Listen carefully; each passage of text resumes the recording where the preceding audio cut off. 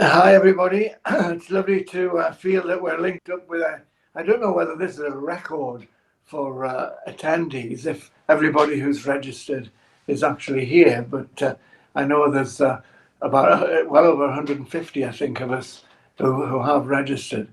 Uh, you use these ideas, I hope, in all sorts of different ways. You might pick and mix and just use one or two linked with your lessons as we run up to Christmas.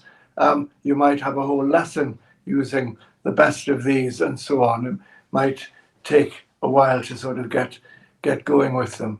I know, unlike Danielle, who thinks we're nearly Christmas, there's still a few weeks to go, and it's a bit of a slog with all the choirs, the productions, and exams that you're all going through. So I hope this is a nice an interlude for you, an entertainment, and some nice things to do, not just in the classroom, but at home, in the parties and meals that you have. So without further ado, I'll hand over to Adrian, who will start us off. Thank you very much, David.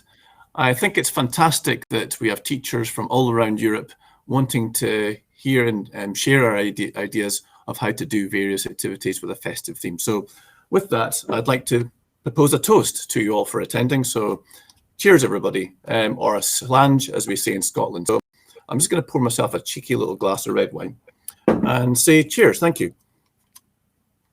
I thought I poured it in there. Okay, sorry. Anyway, cheers. Thank you. I'm definitely. Maybe I missed the cup the first time. Thank you very much. Okay, all the best and good health. That's weird. Okay, cup, liquid. Okay.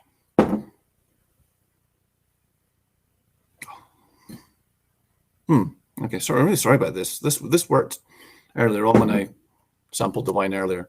Oh, come on. Oh, maybe that's a sign that I should be drink less alcohol. So I'll just have to make it some tea. Cheers. So this, in the booklet that Ruth and I produced, this is known as the vanishing water. And it's great to ask pupils what happened. Where do you think the water, or in this case, wine went?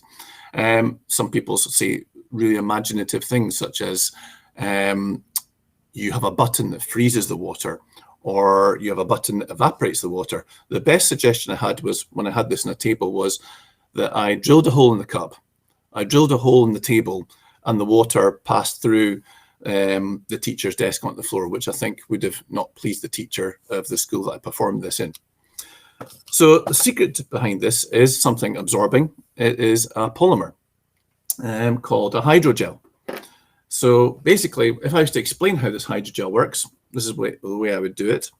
A polymer is a very long molecule, and what it does is it absorbs water molecules along the length of the polymer. And because it's a polymer, it can absorb many water molecules.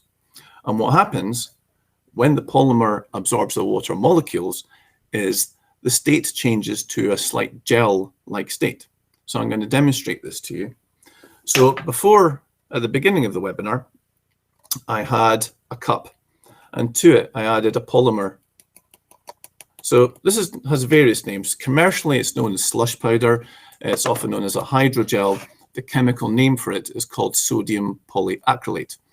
And what it happens to it is when you add water to it, the water molecules absorb onto the surface of the polymer and form a gel that solidifies and stays inside the cup. And it can absorb about at least 100 times its weight in water, I think, so I've heard. So you can keep adding water to it and swirling it around and cause it to vanish. Now, this is the way I normally present this a different way. I normally have 3 cups that are like this, and I pour the water in and I move the cups around and ask the pupils to guess where the water is. So the first 2 times I do it in a cup with no hydrogel, but the last time I put it in a cup with hydrogel and turn it down and make it vanish. But I learned this presentation, I had to come up with this presentation for when I visited Ruth's school in Portugal. So we had a joint project in which we developed resources on the science of magic. And Ruth got a call from the nursery saying, can you do some magic for very young children, you know, about 5 years old, 3 to 5 years old? And I thought, well, I'm going to have to do something that doesn't require me to say much English here, because I can sometimes talk quite fast with a Scottish accent. So I wanted to be quite silent and visual. So all I did was I got a bottle of water and I kept pouring the water into a cup. And I did the routine. As you saw, I kept turning it upside down and the water kept vanishing. And if you do any kind of magic or comedy for young children, they love you looking like a total idiot and doing the same thing again and again, and they laugh again and again. And so I kept doing this in front of about 60 children from the nursery. And eventually one child could not take any more and started shouting at me, "Just drink it from the bottle." He was just so exasperated at this idiot, you know, who kept turning over like myself, turning on the water, and you know, pouring the water into a cup and the cup disappearing. So this, by the way, is not a chemical reaction. This is, well, it's not really forming strong bonds. This is actually reversible. So if I add some salt to it, basically sodium chloride, and I might need to add a little bit more water here. No, I think I'm okay. You can see that I can actually have the sodium ions from the salt displacing the water molecules from the polymer, and I can pour the water back out again from the cup. So this is an example. You can talk about this as a reversible reaction, the water molecules not forming particularly strong bonds with the hydrogel. Okay, I'd like to show you something else now. And with that, I'd like Daniela to help me out with this. So I have a book here showing various 3D shapes. You can see I've got a cube, a cone, I've got a cylinder. These are all sorts of 3D shapes you would normally see in a maths classroom. So I'm going to flick through this, and I want to say stop at any moment, Daniela. Stop at any moment. Okay, you happy there? Do you want me to go further? No, it's good. Okay, so you stop me at the sphere. Okay, so hopefully you can see that if I turn it towards the camera, I've got a sphere. Okay, it could have been any shape. And what's going to happen, I'm going to try and make your sphere appear in this beaker of water. Here we go. 1, 2, 3. Oh, I forgot to do a magic word. Here we go. Maybe I should use this as a magic wand. This normally, oh, wait a minute. Watch. Hopefully you can see this. If I pour the water out,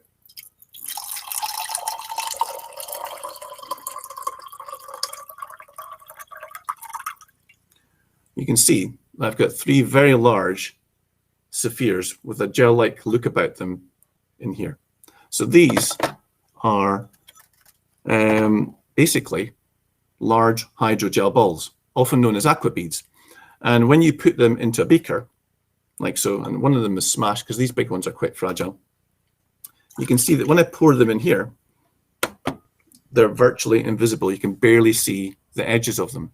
So, and these are another example of a hydrogel polymer, except because the polymer is about 99% water and forms these round gel beads, the refractive index is the same as water, and it's almost invisible. Generally, the ones you can buy are smaller. So here's a beaker full of smaller beads like this. So I'm just going to show you them like so. I can probably show a few using the spoon. So basically what you do is you hydrate these beads all overnight. They're quite small. They're only a few millimeters, you know, in diameter when you buy them. But the interesting thing is when I pour the water in, to all effects, they become virtually invisible. If you're lucky, you might be able to see the edges of them here. So this is a nice way to demonstrate almost a concept of invisibility, if you like, that these hydrogel beads are virtually invisible in the water. You can also use this to reveal secret messages. So I'm just going to pour this out for a moment. Ruth has this is also in the booklet that Ruth and I produced. She has a fantastic presentation of using the beads to reveal the Euro Millions lottery numbers that she wanted to find out. So these are the beads here. I'm going to switch camera, and you can use this to reveal a secret message. So if I click on here, this is going to go to a different camera. So hopefully that should be visible. So you can see I've got the hydrogel beads here, and if I pour the water into the hydrogel beads, you can see that we can reveal a message for the festive season. So with that, I'd like to say Merry Christmas to you all, and I hope you have a fantastic few weeks in the build up to Christmas. And with that, I'd like to hand over to Ruth. Thank you, Adrian. Thank you so much. Hello, everyone from Portugal.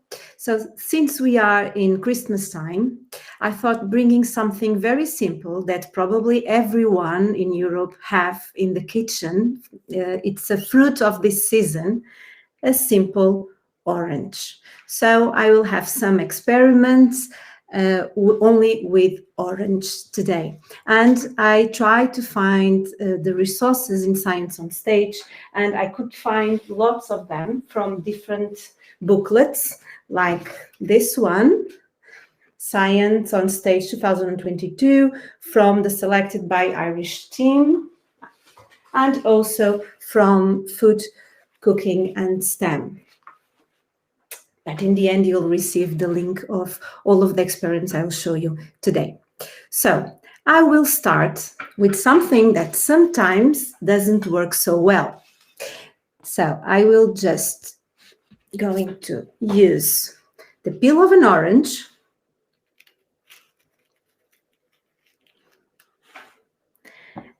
and I think you can see this candle, and I will try to, I hope you could see a small burst. Yes? Okay. So why is this happening? Because the peel of an orange has an oil, the name is limonene, and is flammable. So you can do this in your Christmas celebration or at school to show that we have inflammable product here. The name is limonene, and you can find information in one of the experiments of Science on Stage. And also, I can use this special oil that it's a hydrocarbonate, so it's a solvent, with a balloon, a latex balloon. Let's see if we are lucky enough. So I can burst this balloon only with this oil. Sometimes, sorry, I was saying that sometimes it's not immediately depend on the quantity that we have, but this one, wow, I can try again. Another one. So here it's not magic, it's no trick at all. It's just, you just need to smash the peel of an orange. So I will try again. Okay, see, with the same, sometimes I need to change the peel. Okay, let me just, and I'm sure that the kids will love these very simple experiments.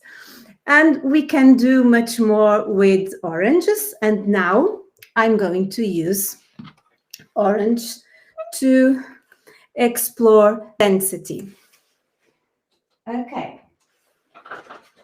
So before this, I will show another one. So we can talk about these things that in all curriculums in Europe we have to teach.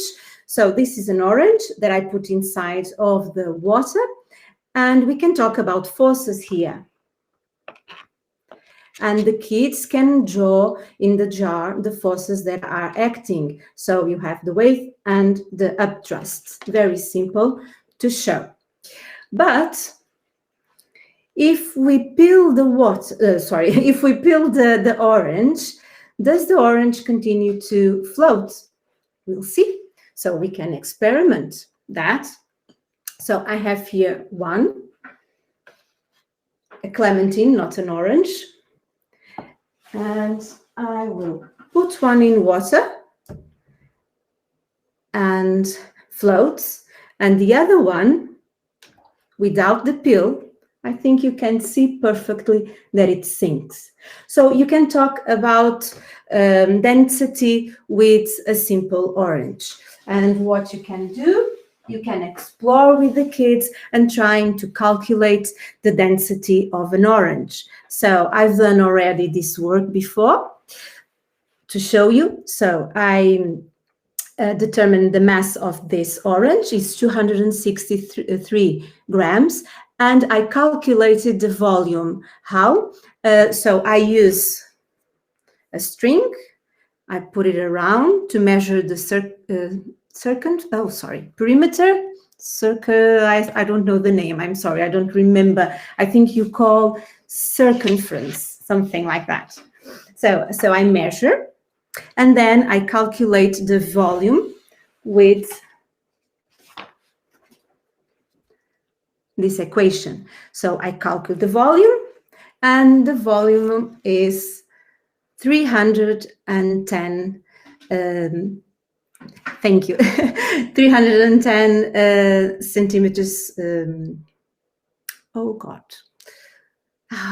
In Portuguese, I know the name, but I think you can see it, okay? And then I calculate the density, and the density, like you can see, is less than the density of water. That's why an orange will float. But if we take the peel, the peel of the orange, you also can, after, measure the density, and you will see that it's a little bit more than the density of the water. That's why, because the peel of the orange, you see, we have lots of air in here. And if we put it in water, you can see that the peel, it's floating, okay? And then you can have lots of nice challenge with the kids talking about this. Very, very, very simple. Another challenge for the kids is one that I learned with David Fittenby. So I don't know if you can see. I have here water, a glass of water, and an orange, and an orange. So what happens next if I put the orange inside of the water? Would this mass change?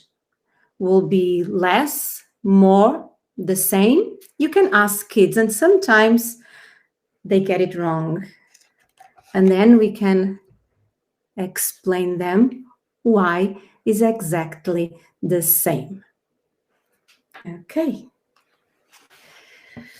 So what can we do more with orange? Much more, but I don't have much more time, but I can show you another thing that we can do. And now with math. So I will talk about math with two orange, a small one and a bigger one. So what I've done, I measure the circumference, thank you, the circumference of this orange, and also this one that it's smaller. And after that, I calculate the radius, okay, with this equation. So I calculated the radius, and for this one is less than 4 centimeters, and this one is 2.86. And after that, I calculate the surface area of the orange, and you can see here the numbers. And after, I want to be sure. So I used graph paper like this.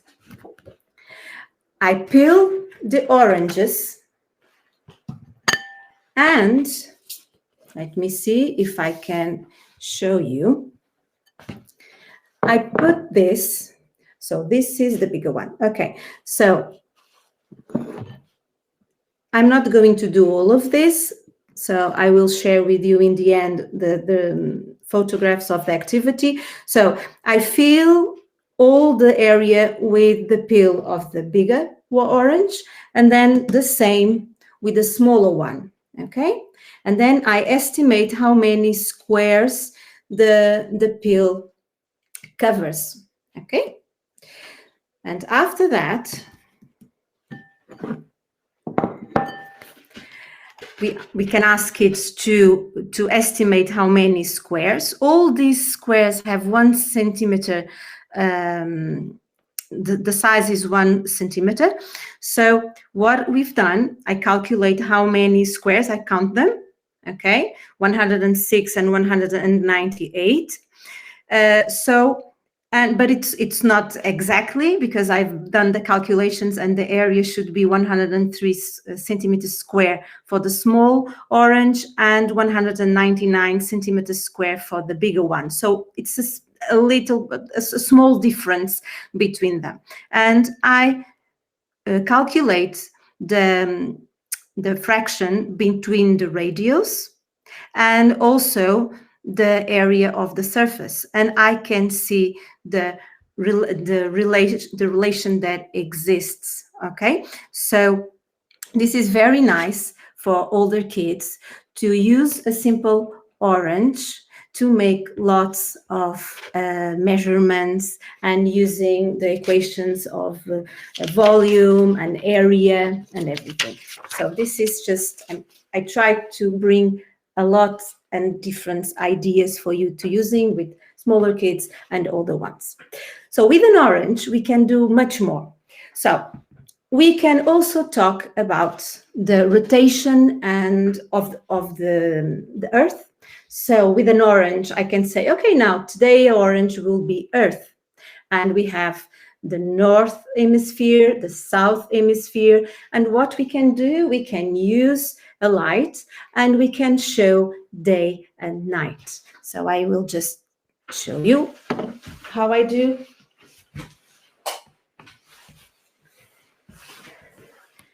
Let me just turn this off. Okay, so we can use a simple orange just to show rotation of the Earth, day and night. And we can have a big conversation during lunch time in Christmas or in our school using an orange as a globe. Of course, it's not like this, should be a little bit tilt. And we can talk also about seasons, why when it's summer in the North Hemisphere is winter in the South Hemisphere, just with an orange. And also, because some people think that the Earth is flat, we can show them that that's not true. And using also an orange. This one is a little bit difficult showing here. I will just say what is the idea. The idea is showing that if the Earth was flat, the shadows of these two sticks of the same size, they would have a different, the shadows would have a different size. And sorry, if it was flat, it will be the same size, but because it's not, you can see difference between the sizes. So you can talk just using an orange and two toothpicks. What else? We can also use an orange, a simple orange, to talk about orientation with the sun. So at midday, let's see if I can show you this. Oops, we have a small shadow. But when the sun goes down, you see the size of the shadow grow. So you can talk about orientation. And if we are in the North Hemisphere, you also can talk about, so using a compass, you can talk about when it's midday, when it's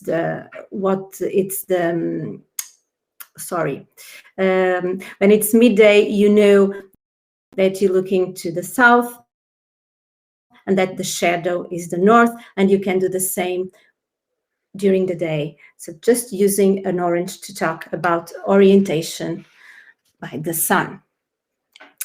And what do I have more? Let me see. Okay, I think we also can use the pill. And now I'm just turning up the lights again, because this we can use to eat. And in our booklet, we show you how we can use the pill to do something very sweet. And also, we can make a wonderful cake. I will share the recipe with you in a minute. And all of these activities are in the booklets, Food, Cooking and STEM, and the recipe for this also.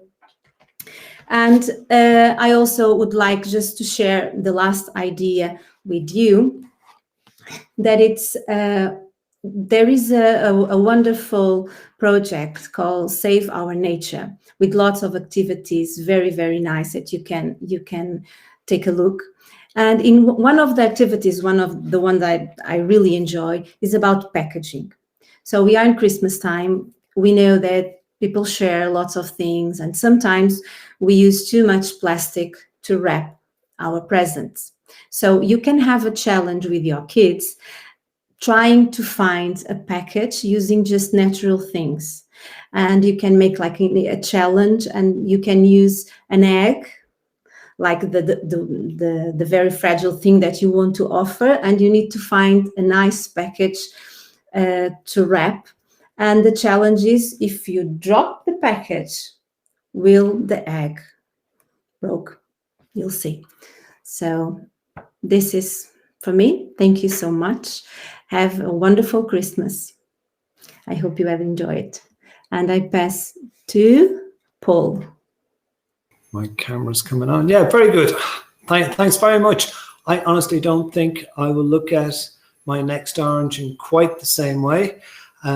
It goes to show everybody that science is all around us. It's in our food.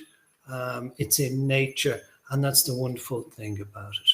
Okay, so happy Christmas, everybody. The first day of Advent. So we're getting very close to Christmas.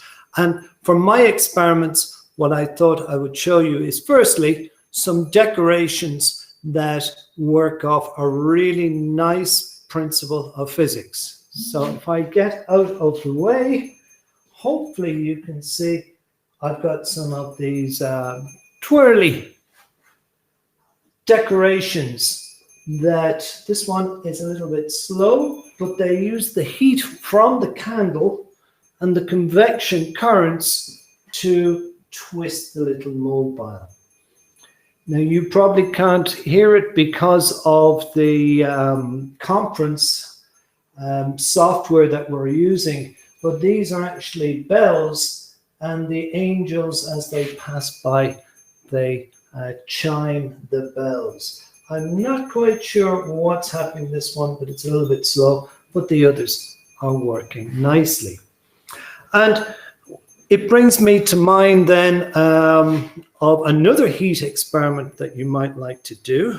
Okay, this has a Christmas theme here. We have Rudolph, who we know, the red-nosed reindeer, flies through the night on Christmas Eve, carrying lots of presents. But this is a very special tea bag Rudolph.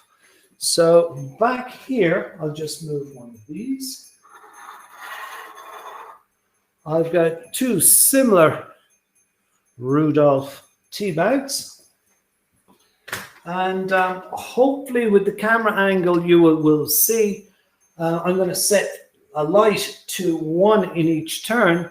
And if good fortune is with us, we may see what happens Rudolph on Christmas Eve. So we'll try this one first. Okay, so we have a nice flame. The tea bag is definitely burning. Oh, and we got up a little bit. Let's light the other one and see.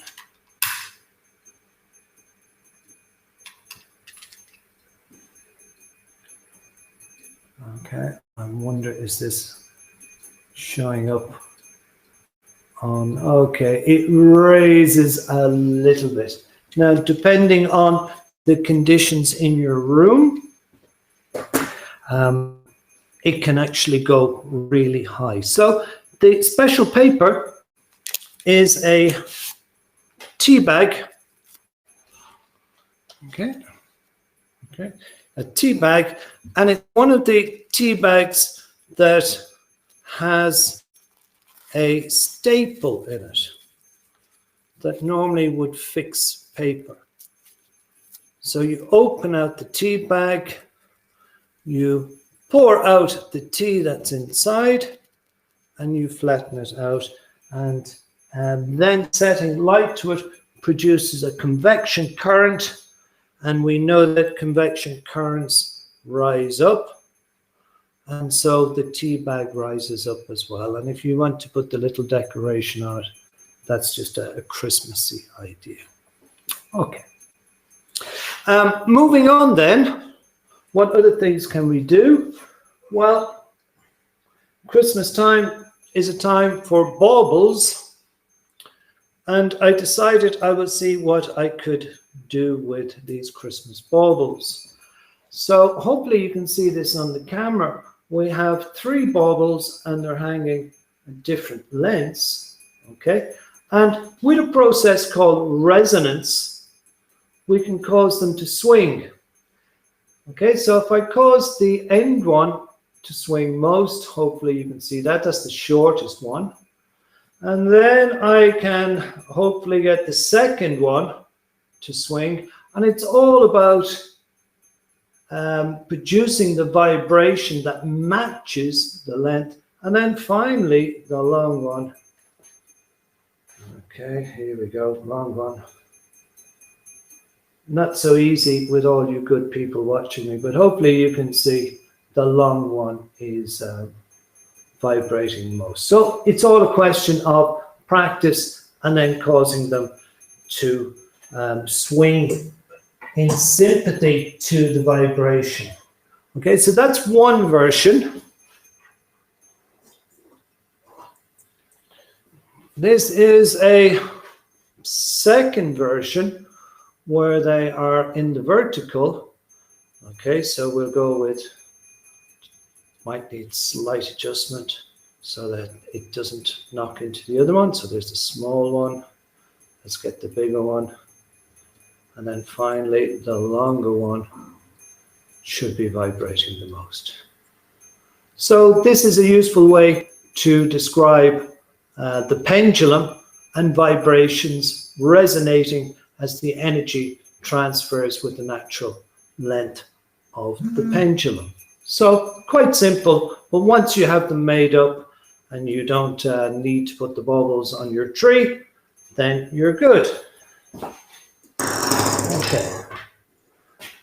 Moving on, the manufacturers, now I suppose for mini trees, are producing mini baubles. Okay, and you can see there are 2 here that I bought quite recently from a German shop. It begins with L, or did it begin with A? I'm not sure. There was 4 letters in it. But you can buy these mostly all over the place. But you can pose the question, what would happen if we blew through a straw some air through the actual middle? Would they move apart or would they move together? Let's see. Okay, let's try that again.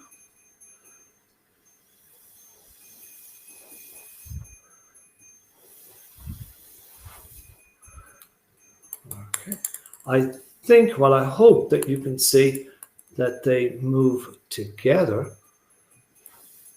They actually touch off each other. Yes, they collide off each other because according to the Bernoulli effect, as the air travels fast between the baubles, we create low pressure, and that low pressure means that the baubles are going to move into that low pressure. So just something else that you can do with some mini baubles.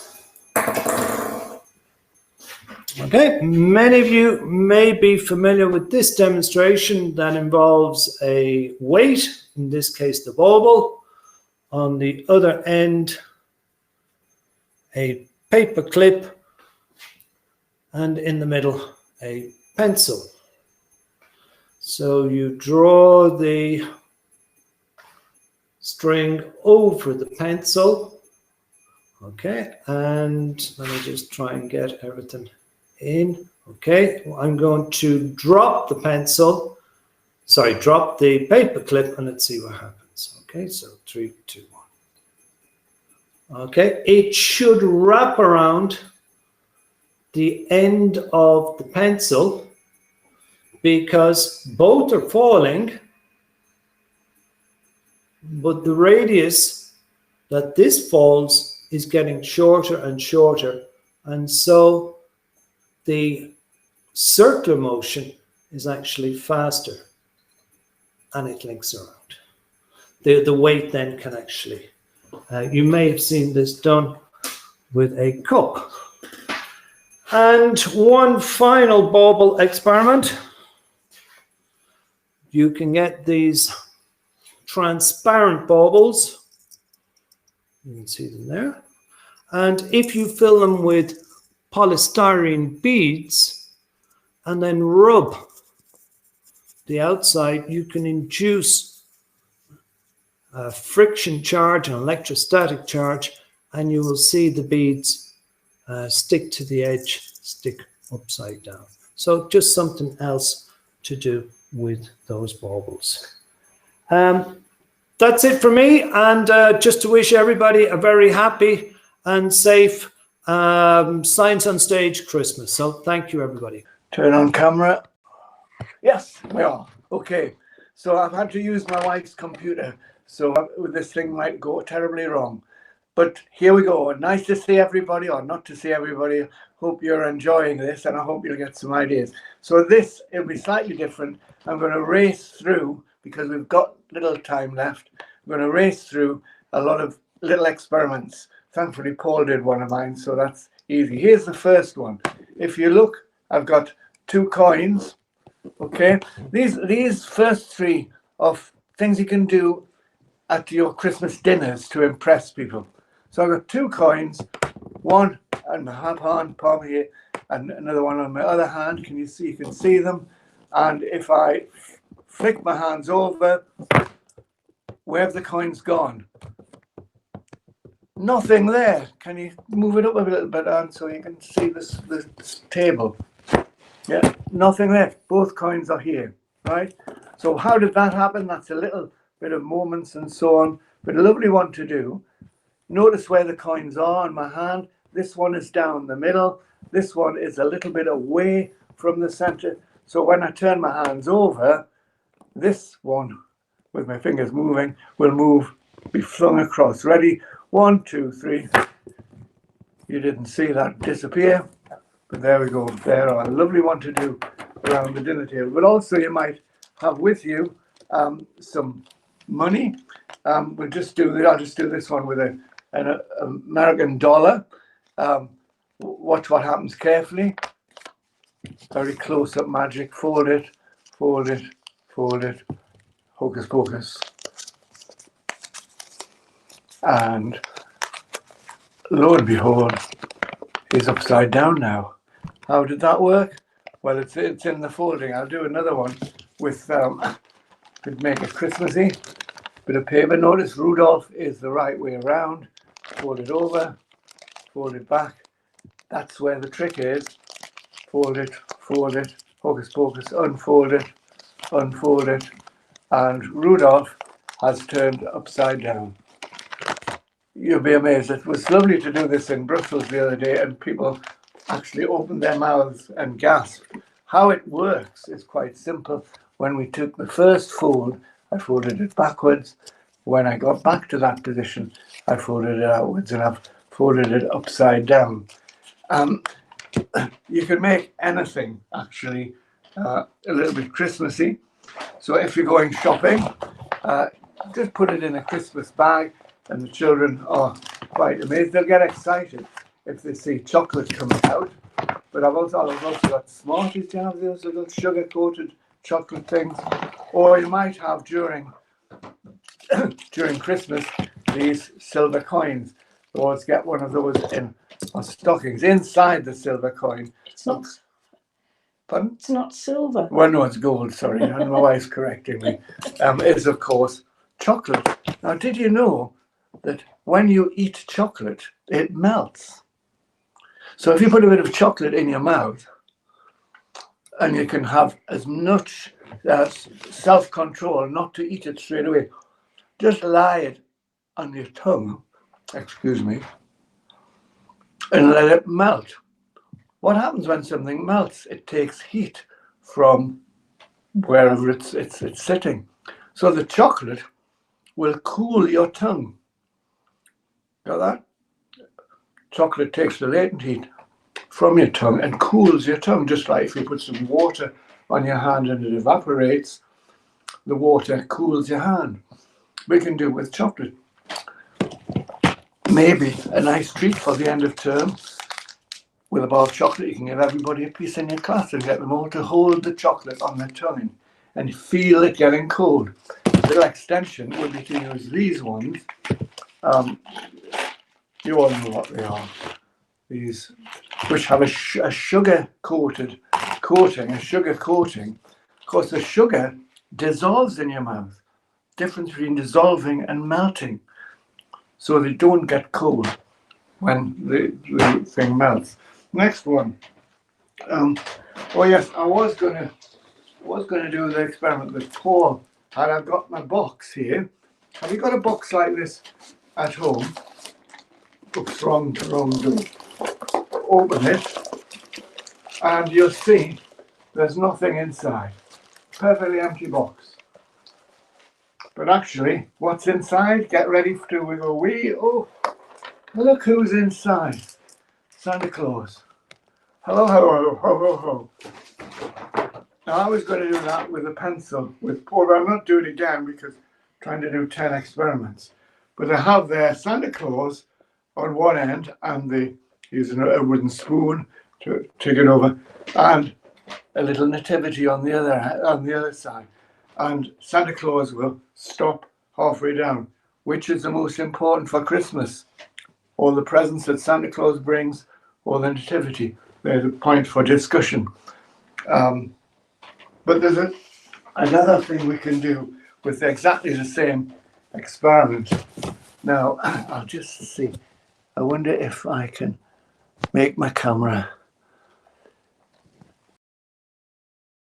There we are. You can see me a bit more. I've got here a British Christmas pudding. Yum, yum, yum. 800 grams. And the principle that Paul showed you was that when the rope wraps around the handle of the spoon, how many times do you have to wrap it around? You can discuss that with the children. But if you get it around 4, it's still slipping.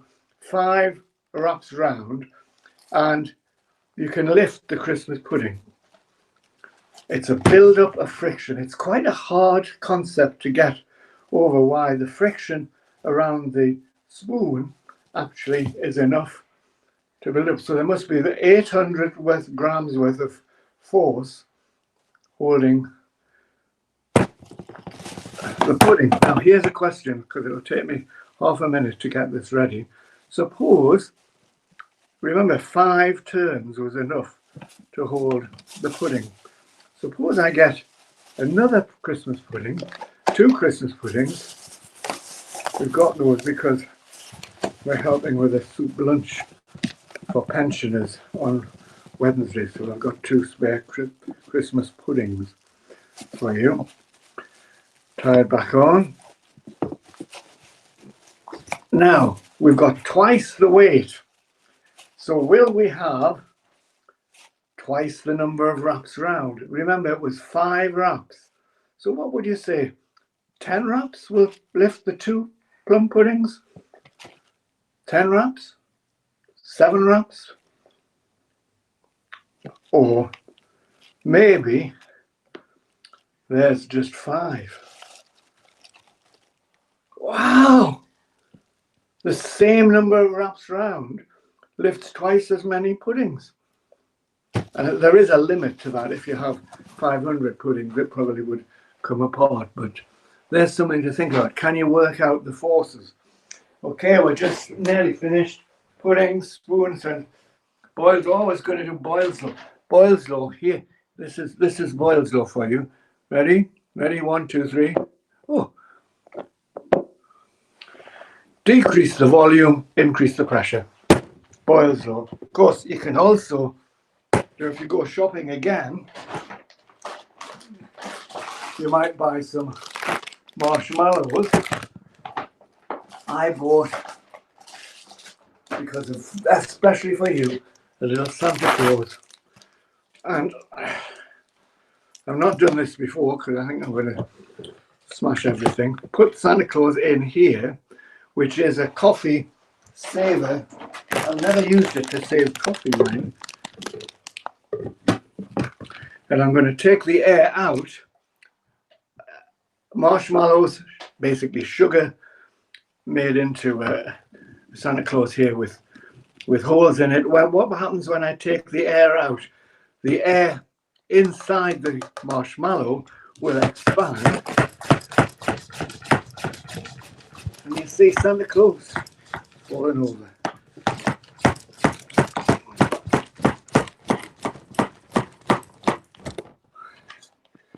Well, he has definitely got bigger. He's got bigger. And I can guarantee that when you so you can get him so you can see him. When you take the air out,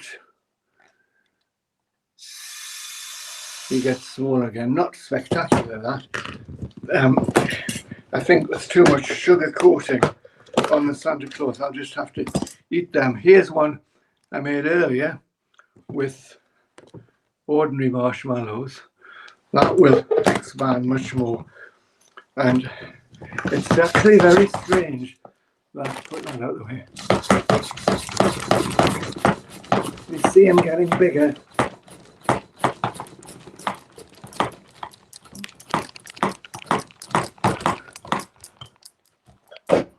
It's quite big there.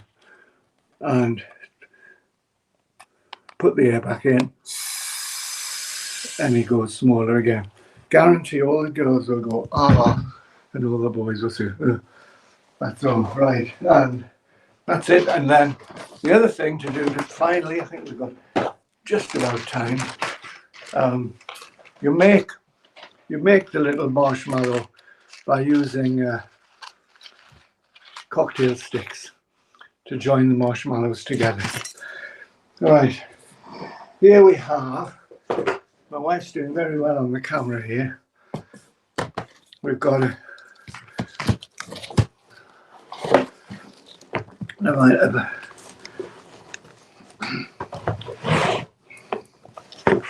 got a box here, little marshmallows. I don't know if you can see it over the edge of the table, Anna.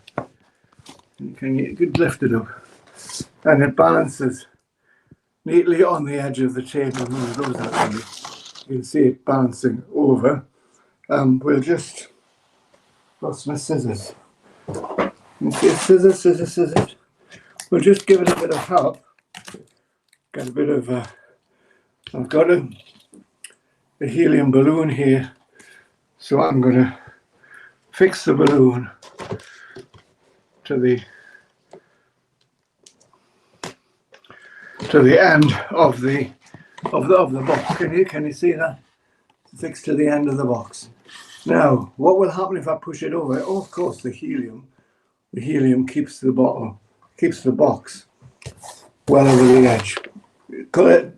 Colored paper makes it Christmas. What will happen when I release the helium by cutting it? But I have to have my scissors. And everybody's waiting to hear 1, 2, 3.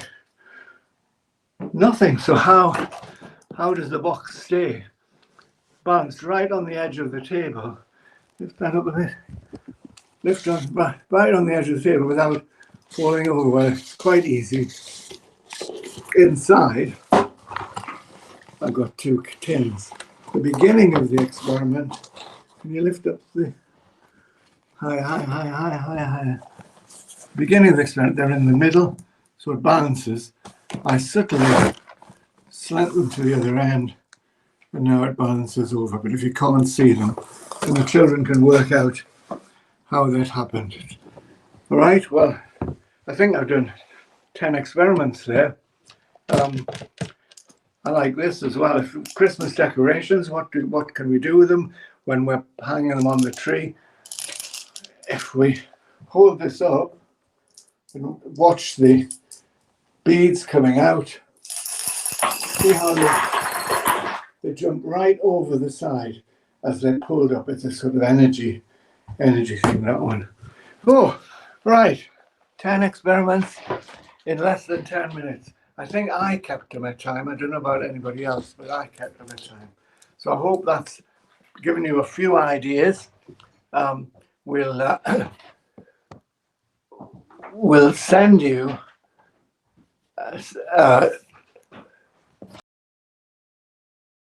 resource references and so on. Most of the things that we've done today are in one of our books, the latest Money Matters. I hope you've had a look at that. There's the science behind magic, which you can download, and the cookery books, which are great fun.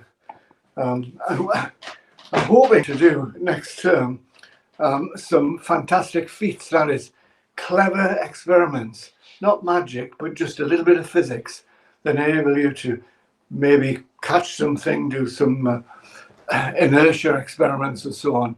I'm hoping to compile a booklet of those. I hope you will send some in. It's lovely when I get ideas from other people. Ruth and I seem to end up giving you our ideas, but there must be lots more around. I'm also hoping that we can add a few more food and cooking experiments and have an appendix to that booklet, and also an appendix to well, the Money Matters. Yes, there's lots of other things that you can do with money. So there we are. So it's goodbye from me and goodbye from Santa. Happy as well when it comes. Thank you very much, David, and thank you everyone else as well. These are the booklet we've been talking about. You find them all on the Science on Stage EU teaching materials website. So thank you everyone for joining us. I hope you enjoyed the experiments and have a nice festive Advent season.